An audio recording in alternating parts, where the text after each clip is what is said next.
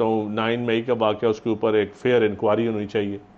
और 9 मई के ऊपर fair inquiry? Fair Nadeem Afzal Chand साहब फेयर मुतालबा करेंगे, इंक्वायरी ये ऐसी बड़ी होनी खबर है चाहिए, जनाब। ऐसी इंक्वायरी होनी चाहिए।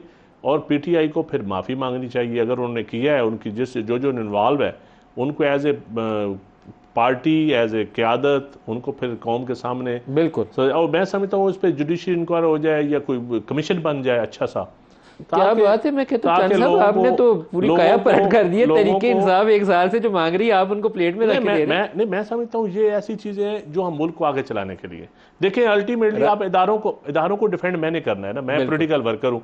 मेरा काम है इदारों को डिफेंड करना। मेरा काम इदारों के ऊपर गालियां देना किसी एक फर्द की वजह से, किसी एक शख्स, 4 अशखास की वजह से, अच्छा, 5 की। क्विकली इफ रिस्पांस ले लें राजा साहब, आपका रिस्पांस, क्योंकि ये चंद साहब ने तो आज कमाल ही कर दिया। आपको दावत जो आपको कहना चाहिए था उन्होंने आपको खुद ऑफर कर रहे हैं कि ये करना चाहिए। नहीं, मैंने पहले कहा चंद साहब